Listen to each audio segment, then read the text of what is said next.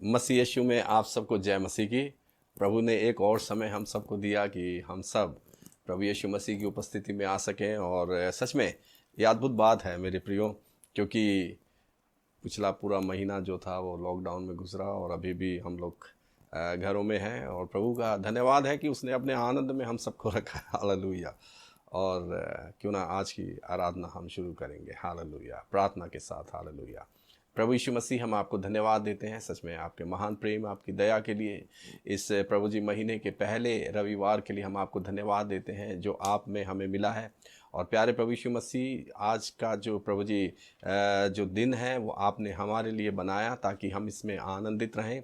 और प्रभु हम प्रार्थना करते हैं जो प्रभु आपकी आराधना होती है और भजन संहिता पढ़ा जाता है, उसके बाद वचन बोला जाता है, वो सब प्रभु आपको भाने वाला बने प्यारे प्रभु। और जो लोग भी सुनते हैं, जो हमारे प्रिय लोग सुनते हैं प्रभु, होने दे प्रभु हर एक जन प्रभु आपके द्वारा आत्मिक आशीष को प्राप्त करें। और प्रभु जी जो बीमार हों प्रभु वो चंगाई को प्राप्त करें, जो लोग किसी रीति से निराश हों प्रभु जी वो जीवित आशा को प्राप्त करें। प्रभु यीशु मसीह, आपका आनंद हर एक के जीवन में हम घोषित करते हैं इस समय हालेलुया। और धन्यवाद करते हैं पवित्र आत्मा जी हालेलुया, क्योंकि आप हमारे साथ हैं, आप हमारे जीवन में हैं हालेलुया, और आप कार्य कर रहे हैं। इसके लिए हम आपका धन्यवाद करते हैं। धन्यवाद हो पिता। प्रार्थना सुनने के लिए प्रभु यीशु मसीह के नाम में मांगते हैं, आमीन। ये जिंदगी तेरी महिमा गाती रही अब सदा। ये जिंदगी तेरी महिमा गाती रही अब सदा।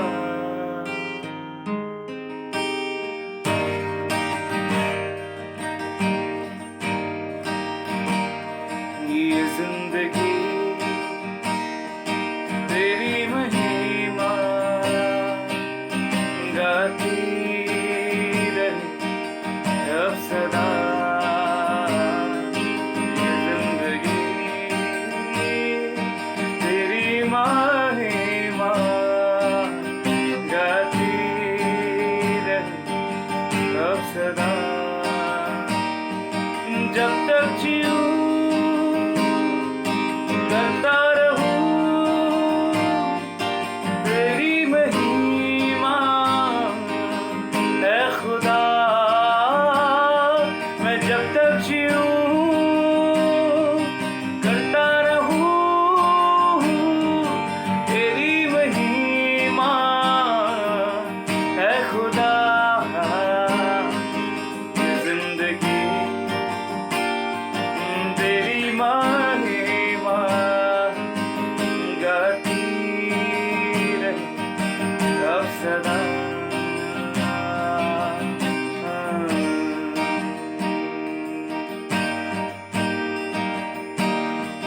जब से है छुआ तूने मुझे नई सांस जैसे फिर से आ गई। जब से है छुआ तूने मुझे नई सांस जैसे फिर से आ गई। जब से है थामा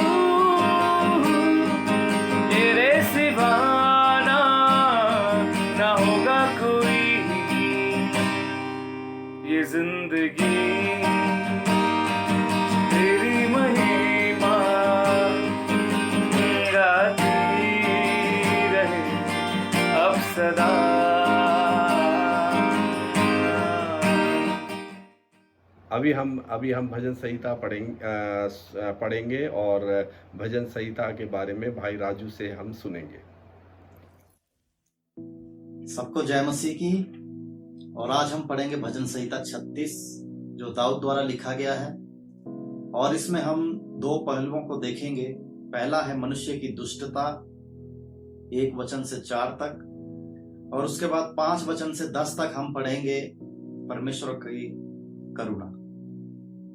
तो दाऊद एक, आप सभी जानते हैं, दाऊद एक परमेश्वर का चुना हुआ अभिषिक्त था, ठहराया हुआ था, और परमेश्वर ने उसे एक राजा होने के लिए नियुक्त किया था। और अभिषिक्त होने के बावजूद भी दाऊद ने अपने जीवन में बहुत से पाप किए। वो अपनी मन की इच्छा को जो चाहता था पूरा करता था, लेकिन जब उसे इस बात का आभास हुआ कि मैं यहोवा की दृष्टि में मैंने बुरा किया है, पाप किया है, तो वो अपने गुनाहों को जो है वो परमेश्वर यहोवा के सामने मानता है और परमेश्वर उसे फिर से क्षमा कर देता है।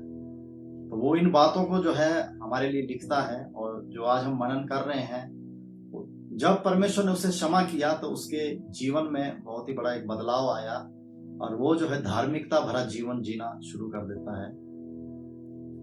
और वह इन बातों को हमारे लिए लिखता है। आइए हम पढ़ते हैं। दुष्ट जन का अपराध मेरे हृदय के भीतर यह कहता है कि परमेश्वर का भय उसकी दृष्टि में नहीं है। हम देखते हैं जो भी दुष्ट मनुष्य होते हैं, जो कठोर मनुष्य होते हैं, जो परमेश्वर के वचन पे, आज्ञा पे नहीं चलते हैं, उनके हृदय में परमेश्वर का भय नहीं है।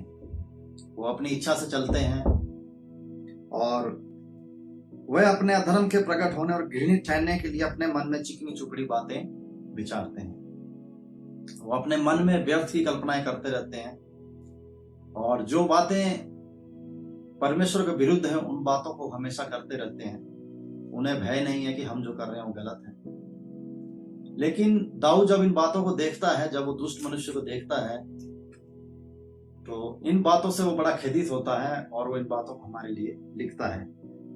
वो कहता है उनकी बातें अनर्थ और छल की है, उसने बुद्धि और भलाई के काम करने से हाथ जो है खींचा है।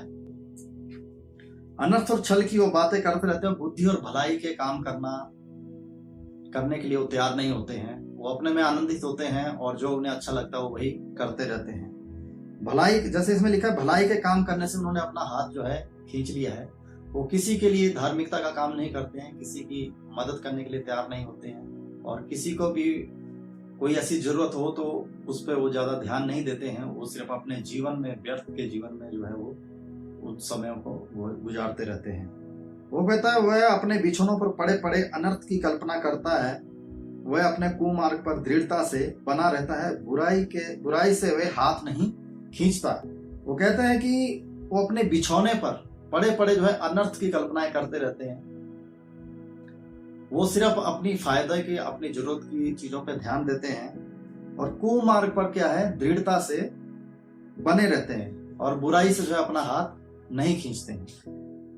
तो जब दाऊद ये भजन लिख रहा था, तो इस दुष्ट मनुष्य का जो चरित्र उसने दिखाया है वो बहुत ही साफ है, और दुष्ट मनुष्य बिल्कुल ऐसे ही होते हैं। और दुष्ट मनुष्य के लिए जब परमेश्वर का क्रोध इस धरती पे आया, और जैसे कि आज हम देख रहे हैं कि परमेश्वर का क्रोध जो है इस धरती पे है, और आज क्या छोटे क्या बड़े, सब धनवान निर्धन सब जो अपने घरों में कैद हो गए हैं। और ऐसे समय में जबकि हम कोई काम भी नहीं कर पा रहे हैं, कहीं आना जाना भी नहीं हो रहा है, और बहुत ही सारे काम काज सब बंद पड़े हैं, और हम ऐसे समय में, ये जो समय हमें दिया गया है, परमेश्वर ने हमें जो दिया है, ऐसे समय में जो धर्मी लोग हैं वो परमेश्वर से बातचीत कर रहे हैं, अपने पापों की क्षमा मांग रहे हैं, अपने गुनाहों को मान रहे हैं, और परमेश्वर अपने प्रेम से, अपने आनंद से उन्हें भर रहा है, वो विचलित नहीं हो रहे हैं। लेकिन जो दुष्ट लोग हैं वो इस टाइम हताहत हो गए हैं। वो ये सोच रहे हैं कि कब, कैसे, किस तरीके से वो घर से बाहर निकले, क्योंकि उनका आनंद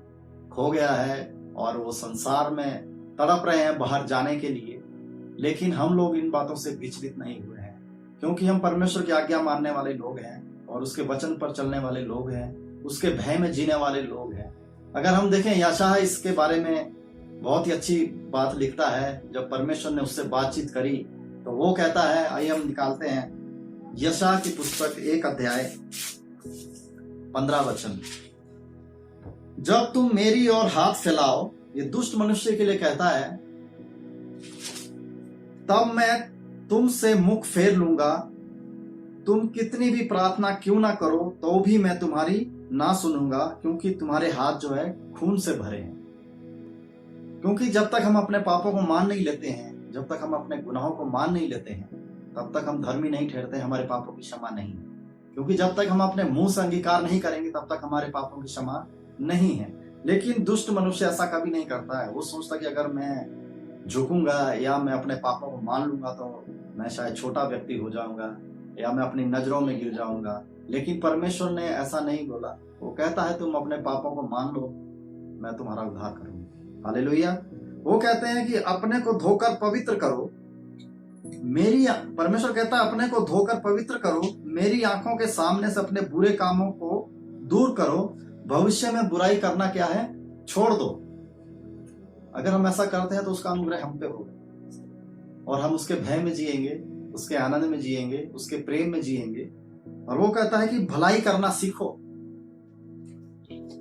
क्या इन दिनों में, जबकि हम लॉकडाउन में घरों में बैठे हैं, क्या इन दिनों में भी हमने भलाई के लिए अपने हाथ बढ़ाए हैं?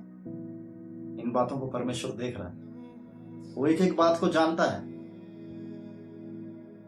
जो प्रभु के साथ चल रहे हैं उन लोगों को भी, जो प्रभु के साथ नहीं चल रहे उन लोगों को, क्योंकि उससे कोई भी बात जो है छिपी नहीं।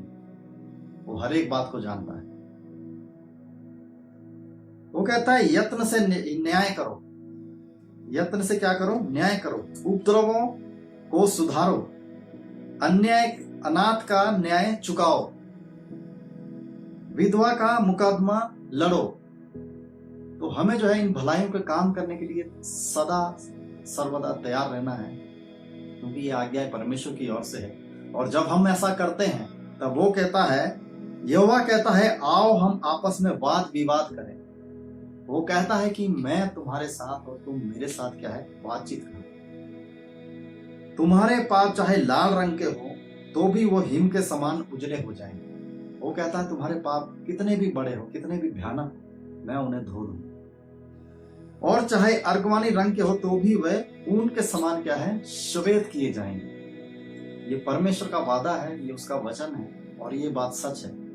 जब हम अपने गुनाहों को, अपने पापों को मान लेते हैं तो वो हमें क्षमा करता है और अपने अनुग्रह में बुला लेता है और हम उसके साथ जीना शुरू कर देते हैं। और फिर हमारे नए आत्मिक जीवन की शुरुआत होती है जो कि महिमा से भरा हुआ है। हालेलुया।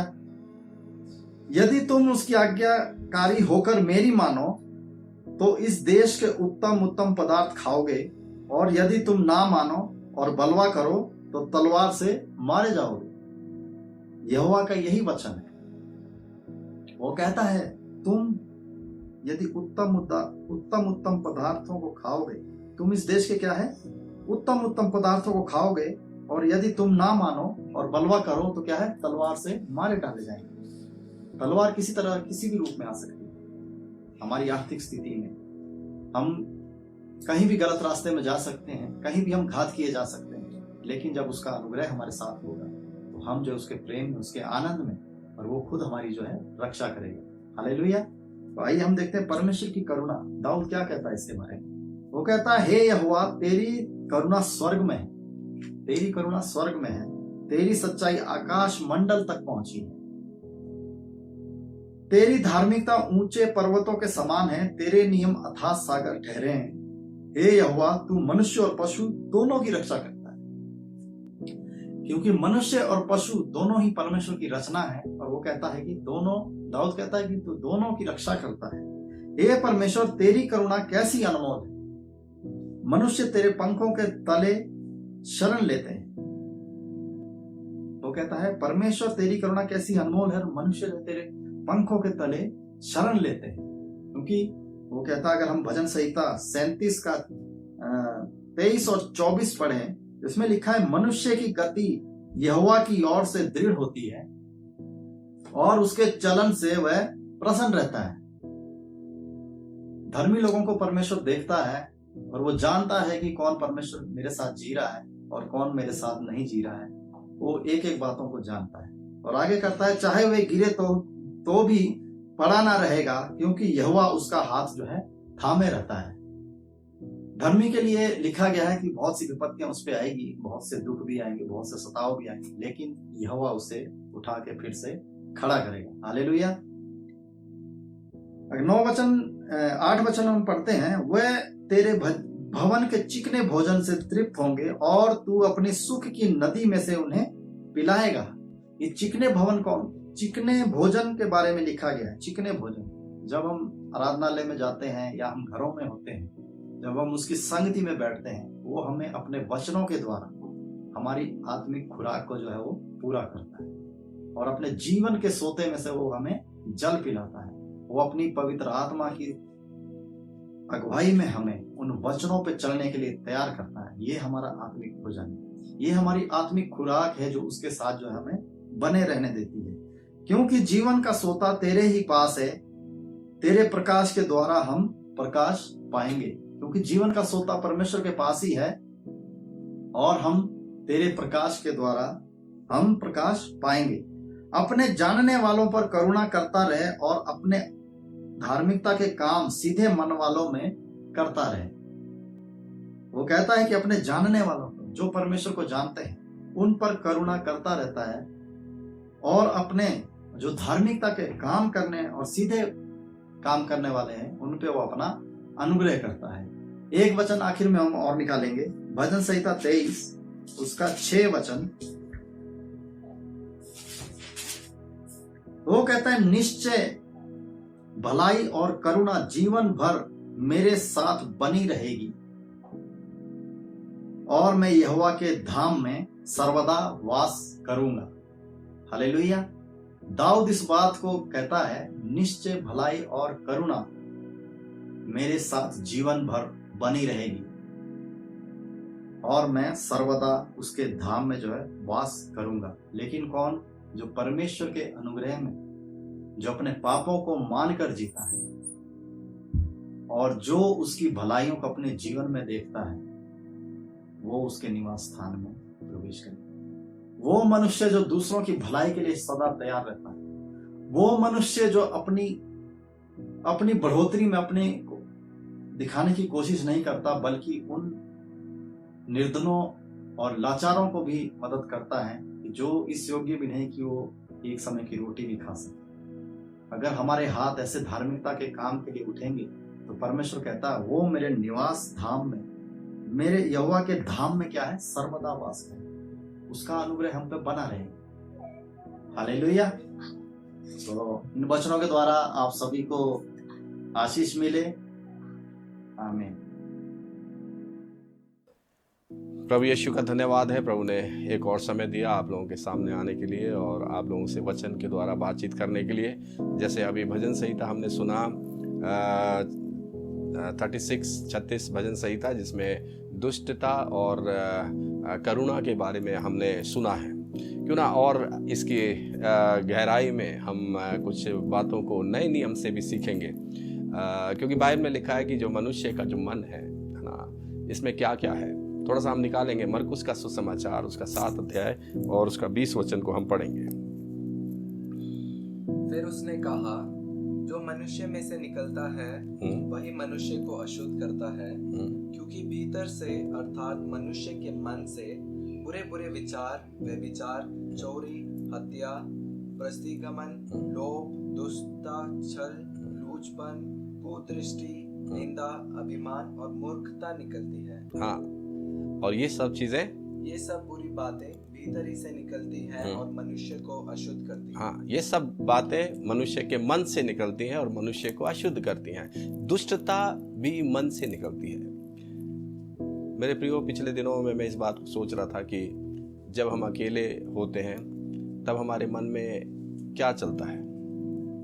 क्या हम हर समय ये सोचते हैं कि परमेश्वर मेरे से प्रसन्न है, परमेश्वर मुझे देख रहा है, मेरा पिता मुझे देख रहा है? क्योंकि वहाँ पे बिछोने के बारे में भी लिखा है, बिस्तर के बारे में लिखा है कि वो अनर्थ कल्पनाएं करता है। जब हम बिस्तर में होते हैं तो हम कैसी कल्पनाएं करते हैं? हम अच्छी कल्पनाएं करते हैं या बुरी कल्पनाएं करते हैं, या दुष्टता के विचार हमारे मन से प्रकट होते हैं? ये हर एक व्यक्तिगत लोग अपने बारे में जानते हैं। मेरे प्रियो, इस समय प्रभु ने हमें एक सौभाग्य दिया है कि हम अपने जीवन को देख सकें, क्योंकि रोमियो की पत्री उसका अगर हम पढ़ें 1 अध्याय और 28 वचन में पौलुस रोम की कलीसिया को क्या कहता है?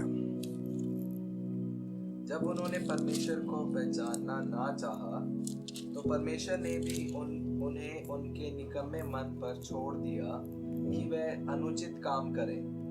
इसलिए वे सब प्रकार के अधर्म और दुष्टता और लोभ और भयभाव से भर गए और ढाक और हत्या और झगड़े और छल और ईर्ष्या से भरपूर हो गए और चुगलखोर, बदनाम करने वाले, परमेश्वर से घृणा करने वाले, दूसरों का अनादर करने वाले, अभिमानी, दीनमार, बुरी बुरी बातें के बनाने वाले, माता पिता की आज्ञा ना मानने वाले, निर्बुद्धि, विश्वासघाती, प्यारहीन और निर्दय हो गए।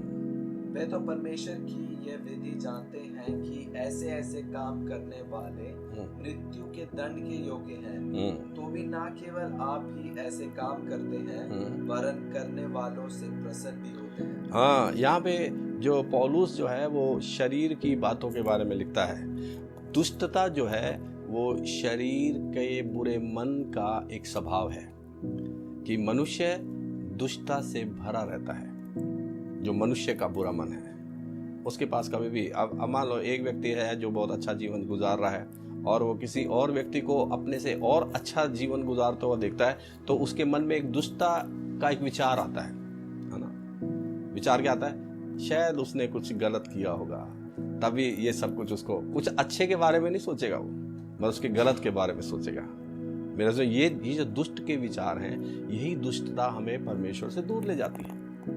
इन सब विचारों से हमें अपने आप को बचाना है और हम अपने आप से नहीं बच सकते, इसलिए प्रभु यीशु मसीह आए। बाइबल में लिखा है यीशु मसीह इसलिए आए ताकि हम पापी लोग यीशु मसीह के द्वारा उद्धार पाएं, छुटकारा पाएं, इन सब बुराइयों से छुटकारा पाएं। इसलिए तो यीशु मसीह का जन्म हुआ, यीशु मसीह हमारे लिए आ गए। हालेलुया। और बाइबल में लिखा है कि जब हम दुष्टता के बारे में हम जो पढ़ रहे हैं, है ना, सीख रहे हैं, है ना, वो हमारे जीवन में अगर कोई भी क्षेत्र में ऐसी चीज़ है जो अभी रोमियो की पत्री में हमने पढ़ा है, चुगलखोर, है ना, और निंदा करने वाले अगर हम हैं, अगर कोई भी ऐसी चीज़ हमारे, वो सब दुष्टता का एक स्वभाव है मेरे से। उस स्वभाव में हमें नहीं रहना है, उस स्वभाव से हमें बाहर आना है। और क्योंकि थोड़े समय पहले जब हम वचन को प्रभु के सामने बैठकर मैं सोच रहा था, विचार कर रहा था, और पवित्र आत्मा ने एक बात को बताया कि कलीसिया जो है वो मसीह की देह है। और मसीह की देह, पिछले दिनों में हमने सीखा था घर के बारे में, हम उसका घर हैं। तो उस घर में वो कभी भी दुष्टता नहीं चाहेगा, कभी भी नहीं चाहेगा। उस स्वभाव को हमारे अंदर से हमें निकालना है, और हम अपने आप से नहीं निकाल सकते। अपनी कमजोरियों को, अपनी निर्बलताओं को हमें प्रभु को देना है और प्रभु से कहना है, प्रभु दुष्टता का मेरे जीवन पर कोई अधिकार नहीं है। एक व्यक्ति के बारे में बाइबल में लिखा है जिसका नाम शाऊल था। अब वो शाऊल व्यवस्था को मानने वाला व्यक्ति था, और व्यवस्था के अनुसार वो ये सोचता था कि मैं कलीसिया को सता रहा हूँ, मैं यीशु मसीह के मानने वाले लोगों को सता रहा हूँ, तो मैं परमेश्वर को प्रसन्न कर रहा हूँ। मगर वो बिल्कुल गलत था मेरे सो, क्योंकि बाइबल में लिखा है जब वो लोगों को सता रहा था, जब लोगों की हत्या में उसका हाथ था, उस समय में वो एक बड़ा एक कार्य करने के लिए वो दमिश्क को जा रहा था। उस समय में यीशु मसीह ने उसको दर्शन दिया और यीशु मसीह ने कहा, हे शाऊल, तू मुझे क्यों सता रहा है? तब वो एक बात को जान गया, अरे मैं इतने समय तक मैंने दुष्टता करी, मेरे मन में कैसे एक ईर्ष्या थी, मेरे मन में कितना एक घमंड था, मेरे मन में कितना एक ऐसा बुराई भरी हुई थी जिस बुराई को मैं खुद भी नहीं देख रहा था। मगर जब यीशु मसीह से उसका सामना हो गया, उसे मालूम चल गया, अरे मैं कितना बुरा व्यक्ति, मैं कैसे पाप में अपना जीवन को गुजार रहा था। मैं तो सोच रहा था शायद मैं अपने बुजुर्गों के परमेश्वर को प्रसन्न कर रहा हूँ, नहीं मेरे सो कई बार हमें भी ऐसा लगता है कि हम शायद कोई ऐसा काम जो धर्म में दिखने के लिए अच्छा है, हम जब करते हैं तो हमें लगता है मैं बहुत अच्छा कर रहा हूँ। मगर क्या आप उसमें उस अच्छाई को देख रहे हैं? अगर उसमें कोई अच्छाई नज़र नहीं आ रही मेरे सो, तो वो केवल दुष्टता का उपजाया हुआ एक बीज है, जो आगे बढ़कर वो बीज एक फल में बदल जाएगा। और वो फल जब बढ़ेगा, उसका जो अंजाम है वो क्या है? मृत्यु है, हमेशा की मृत्यु है। और वहाँ केवल बाइबल में लिखा है रोना और दांतों का पीसना है। मगर प्रभु ने हमें आज एक समय दिया है, दुष्टता के उन विचारों से हमें बाहर आना है। दूसरा व्यक्ति जो है करुणा, है ना, तो दूसरा भाग करुणा का है, अनुग्रह का है। अब पौलुस जब ये सब कुछ कर रहा था और शाऊल के रूप में, या शाऊल उसका नाम था उस समय वो पौलुस नहीं था, मगर जब यीशु मसीह उसको मिला, यीशु मसीह ने कहा तू मुझे क्यों सता रहा है? आप कहो, यीशु मसीह आप में मुझे और आपको देखता है। मैं और आप 100% अपने आप को यीशु मसीह में नहीं देखते होंगे, मगर यीशु मसीह हमें 101% अपने आप में देखता है। तो जैसा यीशु मसीह अपने आप में हमें देखता है, हमें भी उसी सोच में अपने आप को देखना है कि मैं यीशु मसीह में हूँ, मेरा जीवन यीशु मसीह में छिपा हुआ है, मैं यीशु मसीह के साथ स्वर्ग स्थानों में हूँ। कितनी अद्भुत बात है मेरे दोस्त कि यीशु मसीह ने वो बात को शाऊल के ऊपर प्रकट किया। आज वो हमारे ऊपर ये बात को प्रकट कर रहा है पवित्र आत्मा के द्वारा, क्योंकि हम इस साल के जो मई महीने के पहले इतवार को आए हैं, और पहला इतवार जब हम आए हैं, प्रभु चाहता है कि हमारी वो सोच जो पिछले महीनों में थी, सालों में थी, वो सब हट जाए, वो सब में परिवर्तन आ जाए, और हम एक बात को जाने कि मैं यीशु मसीह में हूँ और यीशु मसीह मुझ में रहता है। हालेलुया। ये जो हमारी पहचान है कभी बदलनी नहीं चाहिए बस, क्योंकि यीशु मसीह अपनी पहचान को हम में से कभी नहीं मिटाता। इसलिए जब हम अपनी पहचान को यीशु मसीह से हटाते हैं, तब हम दुष्टता में पड़ जाएंगे, तब हम बुराई में पड़ जाएंगे। मगर जब अपनी पहचान को हम यीशु मसीह के साथ रखेंगे, तब हम उसके साथ अपना जीवन को और सही रीति में देखेंगे, जिसमें आशीष है, जिसमें संपूर्ण छुटकारा है। तो इस वचन के दूसरे भाग में हम चलेंगे, हम निकालेंगे गलातियों की पत्री और उसका 1 अध्याय 15 वचन को पढ़ें। परंतु परमेश्वर की जिसने मेरी माता के गर्भ ही से मुझे ठहराया, परमेश्वर की जिसने मुझे मेरे माता के गर्भ से ठहराया और अपने अनुग्रह से बुला लिया, और अपने अनुग्रह से बुला लिया, अपनी करुणा से मुझे बुला लिया। मेरे को और आपको भी उसने अपनी करुणा से बुला लिया है। हम अपने आप बुलाए हुए लोग नहीं हैं, हमने उसे नहीं चुना, मगर उसने हमें चुना है। इसलिए चुना है ताकि हम उसके अनुग्रह को अपने जीवन में अनुभव कर सकें कि उसका अनुग्रह कितना बड़ा है। क्योंकि मूसा के द्वारा तो व्यवस्था आई थी, जिस व्यवस्था में शाऊल जो था जकड़ा हुआ था, मगर वो जब यीशु मसीह से मिला, वो जान गया कि यीशु मसीह में व्यवस्था पूरी हो गई और अब अनुग्रह का समय है। और इसलिए उसने अनुग्रह का नाम लिया, अनुग्रह के बारे में कहा, करुणा के बारे में कहा कि मेरे को मेरे परमेश्वर ने मेरे माता के गर्भ से अनुग्रह के द्वारा बुला लिया। हालेलुया। कितनी अद्भुत बात है, प्रभु ने हमें भी वहां से बुला लिया। हालेलुया। उस पहचान में, उस जानकारी में हमें चलना है। हालेलुया। फिर आप कभी भी निराश नहीं रहेंगे, आपका मन, आपका जीवन सदा आनंदित रहेगा, क्योंकि आप प्रभु को अपने साथ देखेंगे। आप जो बोलेंगे वो आपके लिए होना शुरू हो जाएगा। मेरे प्रियो, अगर आपके जीवन में कोई भी ऐसी चुनौती है, आप किसी भी बात के लिए ऐसा सामना कर रहे हैं, तो मैं आज प्रभु का सेवक होने के नाते आपको उत्साहित करना चाहता हूं कि आज से आपकी निराशा का अंत हो चुका है। आज से आप अगर बीमार हैं, आपकी बीमारी का अंत हो चुका है। अगर आपके जीवन में कोई डिप्रेशन है, वो डिप्रेशन आपके जीवन से चला गया है, क्योंकि यीशु मसीह का अनुग्रह आपके लिए आ चुका है। वो परमेश्वर का वो अद्भुत प्रेम जो प्रभु यीशु मसीह में प्रकट हो गया। हालेलुया। ओ कितना अच्छा हमारा प्रभु है, जो हमसे कितना प्रेम करता है। मेरे जो शाऊल ने कैसे अपना जीवन गुजारा, उसके बाद वो पौलुस कहलाया, और बाइबल में लिखा है उसने एक ही बात को कहा, मेरे परमेश्वर ने मेरी माता के गर्भ से मुझे अनुग्रह के द्वारा बुला लिया। उसने अनुग्रह के द्वारा मुझे और आपको ही बुला लिया, जो दुष्टता में पड़े थे, पाप में पड़े थे, और हमने उसकी धीमी आवाज़ को सुनकर उसकी आवाज़ को केवल रिस्पॉन्स दिया। केवल हमने कहा हाँ प्रभु, हाँ प्रभु। ओ मैं बहुत ही निस्सहाय था, मेरे लिए कोई सहायक नहीं था, मगर धन्यवाद हो कि उस समय में आप मेरे पास आए जब मैं बिल्कुल निराशा में था। ओ कितना बड़ा आनंद फिर हम अपने जीवन में पाते हैं, क्योंकि इससे बड़ा आनंद और कुछ भी नहीं है कि हम उसकी करुणा से घिरे हुए लोग हैं, हम उसके अनुग्रह से घिरे हुए लोग हैं। हालेलुया। सो एक कहानी मुझे याद आ रही है, जो बहुत समय पहले मेरे बेटे ने मेरे को बताई थी, और वो कहानी इस प्रकार से है कि एक व्यक्ति अपने घर से निकला और बहुत कहीं दूर कहीं सफ़र कर रहा था वो, और उस समय में चलते चलते वो थक गया और वो चाहता था थोड़ा आराम करे। उसने एक बहुत बड़े पेड़ को देखा और मन में सोचा कि शायद इस पेड़ के नीचे मैं आराम कर सकता हूँ। मैं जब उस पेड़ के करीब पहुँचा तो वो पेड़ केवल तना हुआ था, और जैसे अपने सीने को उसने बहुत फैलाया हुआ था, और मगर उसके टहनियों में कोई भी पत्ते नहीं थे। जब पत्ते नहीं थे तो फल भी कहाँ होंगे। वो उस बड़े से पेड़ को देखकर निराश हो गया कि मैं अब यहाँ आराम नहीं कर सकता। थोड़ा सा वो आगे गया, उसने अपने सफ़र को शुरू किया।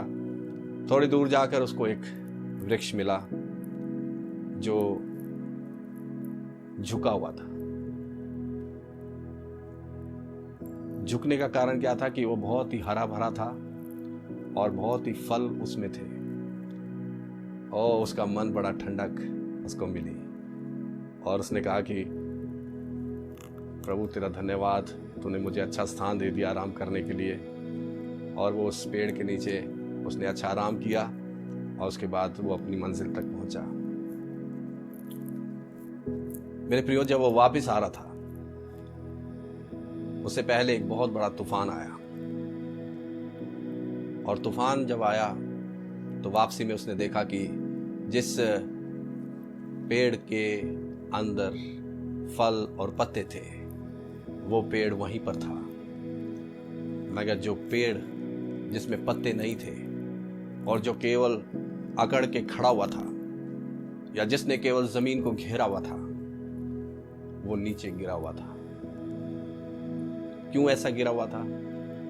क्योंकि उसकी जड़ कमजोर थी। जो दुष्टता का जीवन गुजारते हैं वो थोड़े समय के जीवन के लिए है बस। आज जो समय इस पूरी पृथ्वी पर है, दुष्ट झट बाइबल में लिखा है काट दिए जाएंगे, मगर जो धर्मी है वो हमेशा लहराते रहेंगे, क्योंकि उनकी जो जड़ें हैं वो कहां पर हैं? नालियों के किनारे पर हैं। वो अनुग्रह मिल रहा है उनको, और दुष्ट के ऊपर कोई अनुग्रह नहीं है मेरे से, क्योंकि वो अपनी बात के लिए केवल अड़ा हुआ है, अपनी बात पर घमंड करता है, अपनी बात के लिए वो केवल एक ही बात को चाहता है कि उसकी बात मानी जाए, मगर थोड़े समय के बाद वो काट दिया जाएगा। इसलिए यूहन्ना बपतिस्मा देने वाले ने ऐसे पेड़ के बारे में क्या बोला, हम पढ़ेंगे मत्ती का सुसमाचार उसका 3 अध्याय और उसका 10 वचन को। अब कुल्हाड़ा पेड़ों की जड़ पर रखा हुआ है, इसलिए जो पेड़ अच्छा फल नहीं लाता वे काटा और आग में झोंका जाता है। हाँ, जो पेड़ अच्छा फल नहीं लाएगा वो काट दिया जाएगा, वो झोंक दिया जाएगा। आज समय हमारे सामने जो है, पिछले दिनों मेरे पास एक मैसेज आया, उन्होंने कहा नहीं मैंने उनको लिखा कि अंत निकट है, तो उन्होंने कहा कि नहीं अभी अंत निकट नहीं है। तो मैंने कहा ये आपकी सोच है, क्योंकि बाइबल में लिखा है अंत की एक शुरुआत हो चुकी है। ये एक शुरुआत है। अगर शुरुआत इतनी भयानक है तो अंत कितना भयानक होगा।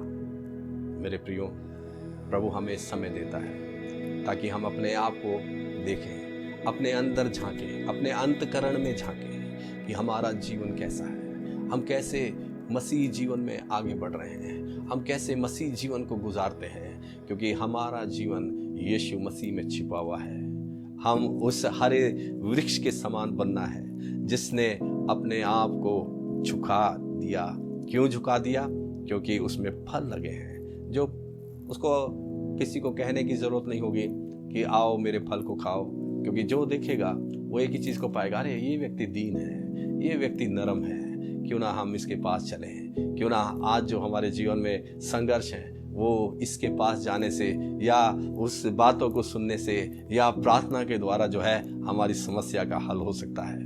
मेरे जो अकड़ा रहेगा वो कहेगा नहीं नहीं, मैं अपनी काबिलियत पर घमंड करता हूँ, नहीं नहीं मेरे पास सब कुछ है, मेरे पास धन है, मेरे पास सब कुछ है, मेरे पास बड़े बड़े लोग हैं, मेरे जो कोई भी किसी को बचा नहीं सकता, केवल प्रभु यीशु मसीह हमें बचा सकता है।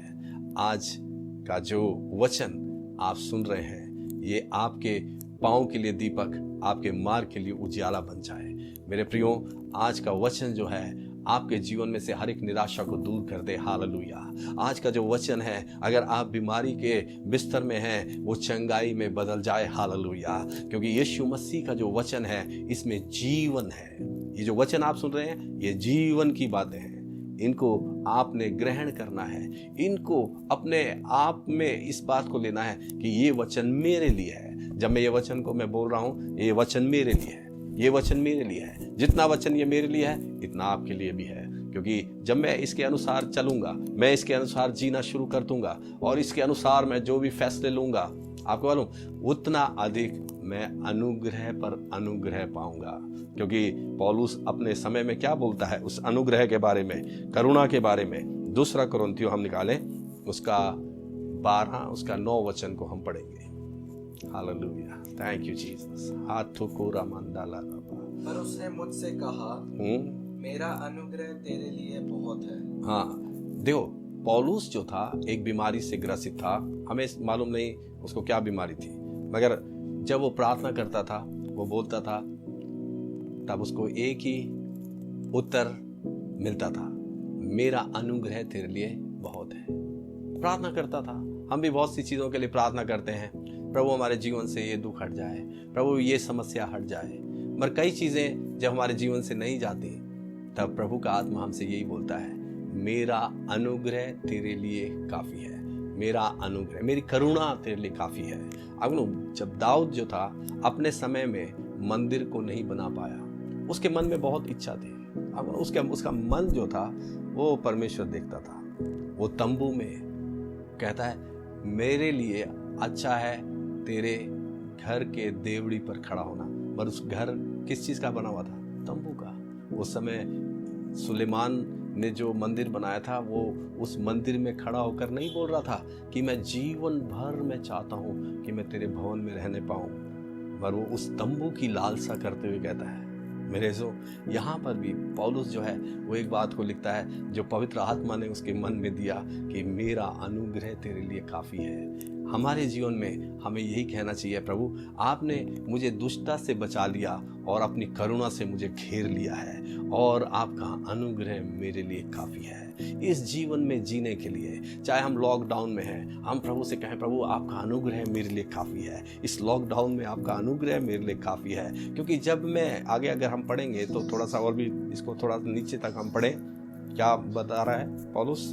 क्योंकि मेरी सामर्थ्य निर्बलता में सिद्ध होती है, इसलिए मैं बड़े आनंद से अपनी निर्बलताओं पर घमंड करूंगा कि मसीह की सामर्थ मुझ पर छाया करती रहे। हाँ, मैं अपनी निर्बलताओं पर घमंड करूंगा। वो कहता है मैं और किसी बात पे घमंड नहीं करूंगा। मेरा घमंड ये नहीं कि मैं घमंड करूंगा अपनी बात पर, अपने धन पर, अपने किसी वैभव पर, अपने किसी स्मार्टनेस पर या अपने किसी बुद्धि पर या मैं अपनी जानकारी पर, मगर मैं अपनी कमजोरी पर घमंड करूंगा।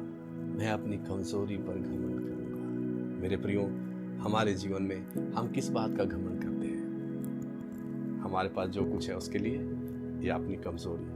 कोई इंसान ये नहीं बोल सकता कि मैं कमजोर नहीं हूँ। अगर जिस दिन मैं और आप सिद्ध हो जाएंगे उस दिन हम इस पृथ्वी पर हमें प्रभु नहीं रखेगा, हमें वो अपने पास बुला लेगा। हम सिद्धता की ओर बढ़ रहे हैं, हम उसके जीवन के अनुसार जैसा वो चाहता है हमें रोज बदल रहा है। रोज वो हमारे अंदर काम कर रहा है, रोज हमें इस बात को एहसास करा रहा है कि मेरे बेटे मेरी बेटी तू मेरा है और मैं तेरा हूँ। इसलिए इस संसार की किसी बात से डरना नहीं है। केवल तू एक बात को याद रखना कि मेरा अनुग्रह तेरे लिए काफ़ी है, मेरा अनुग्रह तेरे लिए काफ़ी है। तो आज प्रभु हम सबसे बात कर रहे हैं और प्रभु केवल एक ही बात को चाहते हैं कि हम और किसी बात के लिए घमंड नहीं करें, किसी और बात के लिए हम ना झुकें, केवल अपनी कमज़ोरी के लिए प्रभु के सामने हम दीन हो जाएं और प्रभु से कहें, प्रभु आपका अनुग्रह मेरे लिए काफ़ी है। और जब ऐसा बोलेंगे, ऐसा कहेंगे, ओ आप अद्भुत बातों को देखेंगे। हालेलुया। क्यों ना मेरे मन में आ रहा, मैं आपके लिए प्रार्थना करूं जो लोग बीमार हैं इस समय। हालेलुया। और आप अद्भुत बातों को अपने जीवन में देखेंगे। आप अगर कोई भी बात के लिए निराशा है और मई महीने के अंदर उस छुटकारे को अपने जीवन में देखना चाहते हैं, तो पवित्र आत्मा मुझसे कहता है कि आप इसी समय अपने जीवन में हालेलुया एक किरण को देखने जा रहे हैं। ओ हालेलुया। ज्वारा अंधकार जो है वो हट रहा है आपके जीवन से। हालेलुया। आपके परिवार से हट रहा है। हालेलुया। और प्रभु का एक बड़ा अनुग्रह को आप अनुभव करने जा रहे हैं। हालेलुया। क्योंकि आप उसकी संतान हैं, आप उसके बेटे हैं, उसने आपको चुन लिया है। हालेलुया। उसके द्वारा आपने नया जन्म पाया है। ओ प्रभु कितना अच्छा है। हालेलुया। क्यों ना हम थोड़े समय प्रभु को धन्यवाद दे दें। हालेलुया। सब मिलके प्रभु को धन्यवाद दे दें। जितने भी आप लोग सुन रहे हैं, क्यों ना इस समय आप अपनी आंखें बंद करते हुए उस जीवते परमेश्वर का धन्यवाद करें। हालेलुया। और कहें, प्रभु यीशु मसीह, मैं अपनी निर्बलताओं पर घमंड करता हूं। हालेलुया। और मेरे जीवन में जो भी दुष्टता के कार्य थे वो आपके द्वारा मेरे जीवन से दूर हो चुके हैं। हालेलुया। क्योंकि आपने मुझे ये एहसास कराया, क्योंकि जब मैं आपके पास आया तब आपने मुझे ये एहसास कराया कि मैं पाप में पड़ा था, मैं दुष्टता में था, मैं बुराई में था। मगर जब प्रभु आप मेरे जीवन में आए, आपने मेरे जीवन को बदल दिया। हालेलुया। केवल आपने मुझे बदल दिया और उस दुष्टता से निकालकर आप मुझे अपने अनुग्रह में ले आए। प्रभु यीशु मसीह मैं आपका धन्यवाद करता हूँ, क्योंकि अनुग्रह जो है हालेलुया मेरे प्रियो, हमें पाप करने के लिए दोबारा लेकर नहीं जाएगा, मगर अनुग्रह हमें पाप से बचाता रहेगा, पाप के मन से हमें बचाता रहेगा। जैसे पाप हमारे मन में आने की कोशिश करेगा, अनुग्रह सामने खड़ा हो जाएगा कि पाप का इस जीवन पर कोई अधिकार नहीं है, क्योंकि इस जीवन के लिए यीशु मसीह ने अपना लहू बहाया है और लहू के द्वारा इसकी कीमत को दे दिया है। इसलिए उस कीमत का आप आनंद लें। हालेलुया। उस जीवन का आप आनंद लें। इसलिए जो बीमार हैं, उन बीमारों को, बीमारी के लिए मैं प्रार्थना करता हूँ कि किसी भी प्रकार की कोई बीमारी है, यीशु के नाम में इसी घड़ी छोड़ दे, यीशु के नाम में। और प्रभु आपकी आज़ादी को बोलते हैं। अगर प्रभु जो काम प्रभु हालेलुया लोगों के रुके हुए हैं, प्रभु उन कामों में प्रभु आपकी आशीष की हम घोषणा करते हैं। आपका अनुग्रह इनके लिए काफ़ी हो जाए प्रभु जी, अनुग्रह काफ़ी हो जाए। हर किसी घर में कोई घटी है प्रभु, उस घटी में हम आपकी स्वर्गीय आशीष की घोषणा करते हैं प्रभु जी। आपका प्रेम, आपका अनुग्रह हर एक जीवन में बना रहे प्रभु जी। हालेलुया। आपका धन्यवाद हो प्यारे प्रभु जी, इस वचन के द्वारा सबको आशीष देना प्रभु जी। धन्यवाद हो प्यारे प्रभु, धन्यवाद हो, धन्यवाद हो, धन्यवाद हो, धन्यवाद हो। हालेलुया। और हमें एक ऐसा वृक्ष के समान बना प्यारे प्रभु जी, ओ जिसमें बहुत से पत्ते रहें और प्रभु जी फलों से भरा रहे प्रभु जी, ताकि और भी लोग प्रभु जी हालेलुया इस वृक्ष के नीचे आकर विश्राम करें प्रभु जी। यस लॉर्ड जीसस, हर एक के जीवन को इस्तेमाल करो। इन अंतिम दिनों में सबके जीवनों को इस्तेमाल करो। आपके अनुग्रह को, आपके प्रेम को हर एक के जीवन में घोषित करते हैं। और धन्यवाद हो, आपने हमारी प्रार्थना को सुन लिया है। प्रभु यीशु मसीह के सामर्थी पवित्र नाम में इस प्रार्थना को हम सब मांगते हैं। आमीन, आमीन। प्रभु आप लोगों को बहुतायत से आशीष दे। सबको शालोम, जय मसीह की। आइए हम अंतिम प्रार्थना में चलेंगे। होसना होसना, हालेलुया होसना, होसना होसना, हालेलुया होसना, हालेलुया, हालेलुया, ओ हालेलुया,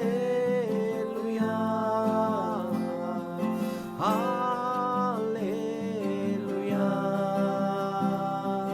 होसना होसना,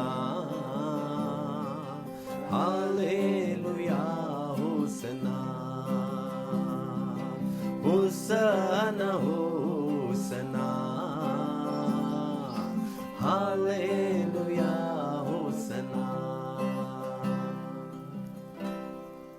आप सब मेरे पीछे प्रार्थना करें, बोले प्रभु यीशु मसीह, प्रभु यीशु मसीह, हम आपको धन्यवाद देते हैं हम आपको धन्यवाद देते हैं आपके अद्भुत प्रेम के लिए। आपके अद्भुत प्रेम के लिए। धन्यवाद हो, धन्यवाद हो। पिता ने हमें पिता ने हमें माता के गर्भ से माता के गर्भ से प्रभु यीशु मसीह में प्रभु यीशु मसीह में चुन लिया। चुन लिया। अपने अनुग्रह के द्वारा अपने अनुग्रह के द्वारा उसने मुझे बुला लिया। उसने मुझे बुला लिया। आपका धन्यवाद हो। आपका धन्यवाद हो। पाप का, पाप का, दुष्टता का दुष्टता का और बुराइयों का और बुराइयों का और बुरे स्वभाव का और बुरे स्वभाव का मेरे जीवन पर मेरे जीवन अब पर कोई अधिकार नहीं अब है। कोई अधिकार नहीं। मैं मसीह यीशु में मैं मसीह यीशु में नई सृष्टि हूँ। नई सृष्टि हूँ।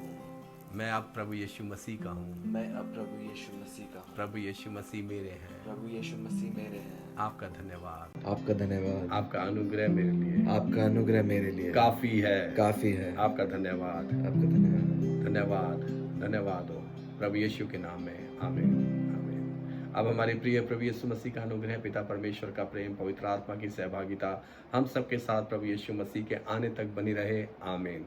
प्रभु आप लोगों को आशीष दे। सबको शालोम, शालोम। हालेलुया।